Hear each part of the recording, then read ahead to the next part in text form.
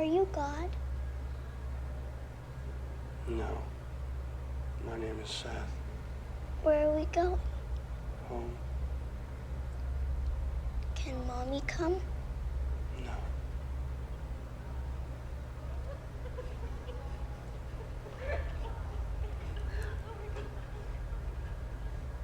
She won't understand. She will. Someday.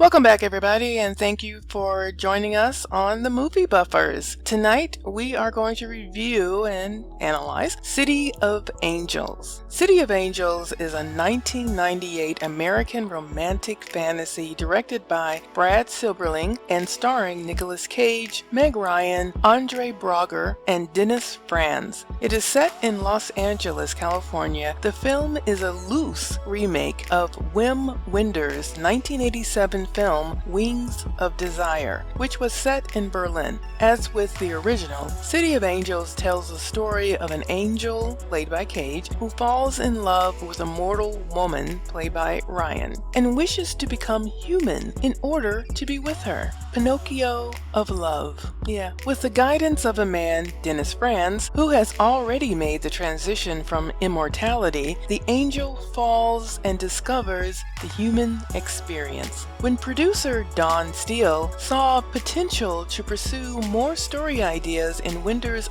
original concept, she and her husband Charles Roven acquired the rights for an English language adaptation. After years of delay, they found support from Warner Brothers and recruited Silberling and screenwriter Dana Stevens to execute the project. Themes were borrowed from Wenders' work, though the ending was altered to a more tragic effect. City of Angels was filmed around California and dedicated to Steele, who died before the premiere in April 1996 at age 49. Steele was diagnosed with brain cancer and ultimately died on December 20th, 1997 after a 20-month battle against the disease. Her film, City of Angels, was dedicated to her memory.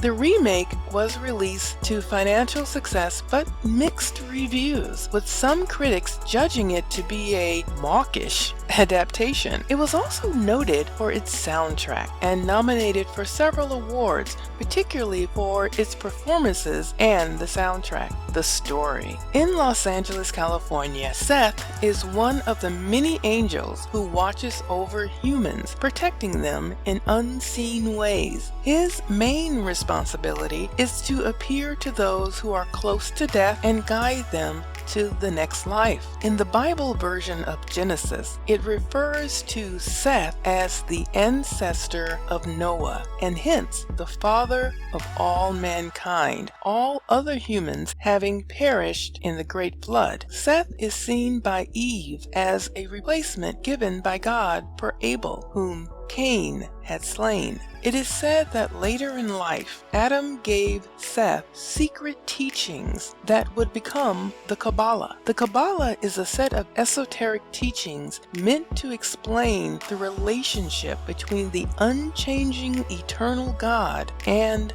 the mortal. It forms the foundation of mystical religious interpretations within Judaism.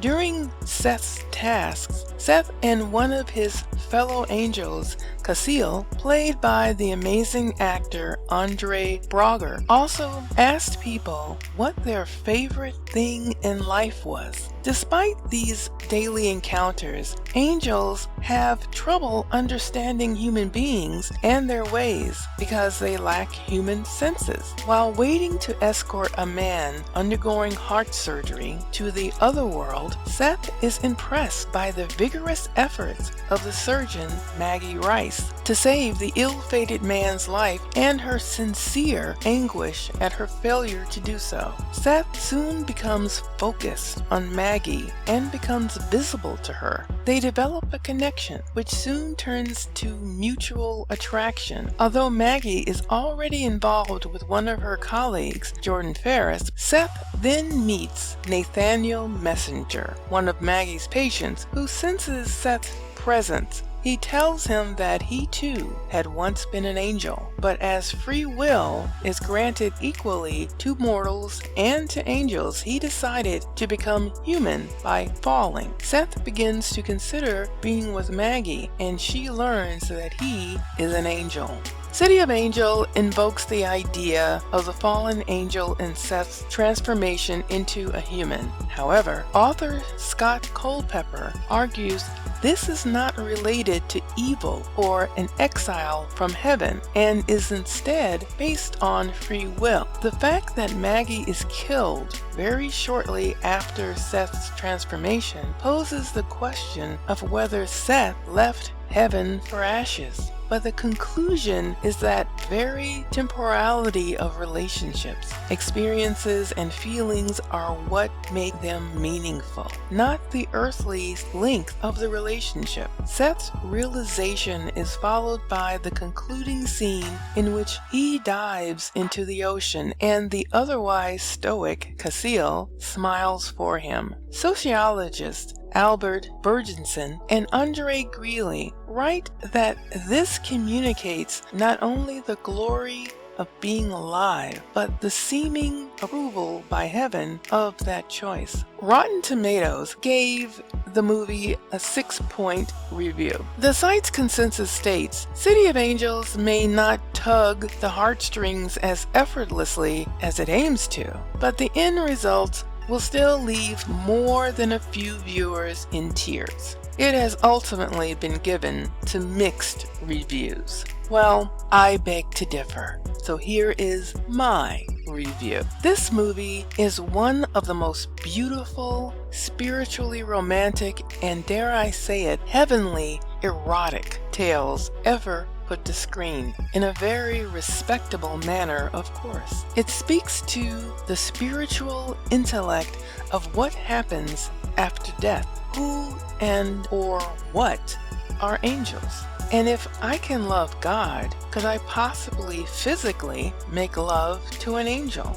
You know, the ones who are not demons. I've made love to many a demon, but that is not what we are discussing tonight. If you are a lover of romance, this is the movie for you. Yet it goes beyond corporeal desire. As a practicing grief counselor, I often refer to this movie when speaking with people about the virtue being present with the dying. By sitting vigil is a dire importance to the dying, even though they may appear to be unaware of the living's presence. I refer them to the scene when Maggie and her human lover, Dr. Jordan Ferris, try to be quote-unquote present with each other, and they find that they couldn't do it because we are not taught to just be with someone. Once I explain it, I get a lot of aha expressions. This film, yes, is very Christian, Islamic, and Judaism in theme, with very religious connotations, even with a bit of homophobic ideologies in the scene when they are making love for the first time and Maggie says, "We are made to fit together." I immediately got the idea of male/female lovemaking only, but there it is.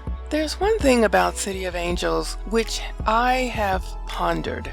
It is the fact that Maggie was about to die, and she was not long for this world. So I wonder if that is one of the reasons that Seth was able to speak with her and interact with her so easily. Their love affair was beautiful, deep, and very, very romantic and soulmate type of love. But as soon as they found each other completely, she ended up dying tragically. So I'm wondering that their relationship was possible because she was about to die. So I go back and forth with that. Also, I have always wanted a sequel to this movie. What happens to Seth after Maggie dies? Where does he go? How does he live? Assuming he would live another 80 years maybe, what does he do with mankind? What does he do to be a part of mankind? Does he become a minister, cult leader?